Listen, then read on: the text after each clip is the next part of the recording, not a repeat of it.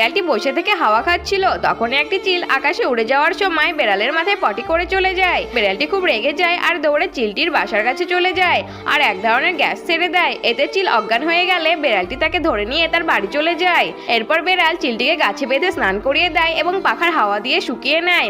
এরপর তাকে ঘরে বেঁধে রাখে আর সে ঘুমিয়ে পড়ে আর অনেক টাকা দিয়ে তাকে বিক্রি করে দেয়। এই মেয়েটি রাস্তায় পড়েছিল, তখন বিড়ালটি তাকে তুলে নেয় আর সাইকেলে করে নিয়ে যেতে গিয়ে রাস্তায় কাদার মধ্যে পড়ে যায়। বাড়ি নিয়ে গিয়ে বিড়াল মেয়েটিকে ভালো করে স্নান করিয়ে দেয়, তার চুল শুকিয়ে দেয় ও রাতে ঘুম পাড়িয়ে দেয়। এরপর বিড়ালটি সাইকেলে করে শুকুরের বাড়িতে যায় আর শুকুরটিকে লাঠি দিয়ে মেরে ফেলে আর আগুনে পুড়িয়ে দেয়। এইটাই মেয়েটি খুব খুশি হয় আর দুজনে মিলে শুকুরটিকে রান্না করে খুব মজা করে খেতে থাকে।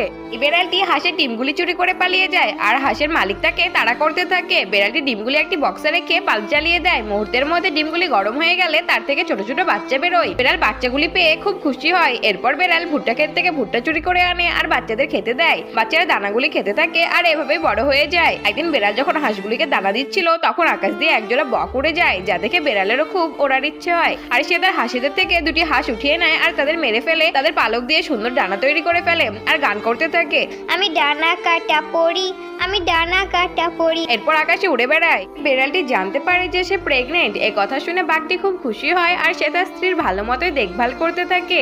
বাঘটি শপিং মলে জামা কাপড় দেখে, তার স্ত্রীকে সময় দেয় ও ঘুরে বেরিয়ে মজা করতে থাকে। একদিন বাঘ তার স্ত্রীকে সারপ্রাইজ গিফট দেয়, যা দেখে তার স্ত্রী খুশি হয়ে বাঘটিকে আদর করে দেয়। এরপর বিড়ালটি লেবার পেন উঠলে বাঘ তাকে হসপিটালে নিয়ে যায়।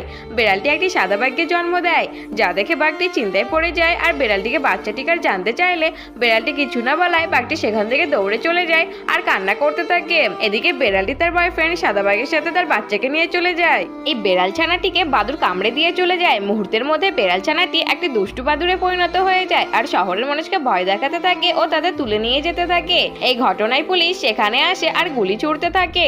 এই সব কিছু বিড়াল ছানাটির মা টিভিতে দেখতে পায় আর সে একটি কেমিক্যাল তৈরি করে ও সেটি খেয়ে নেয় আর পরি হয়ে যায়।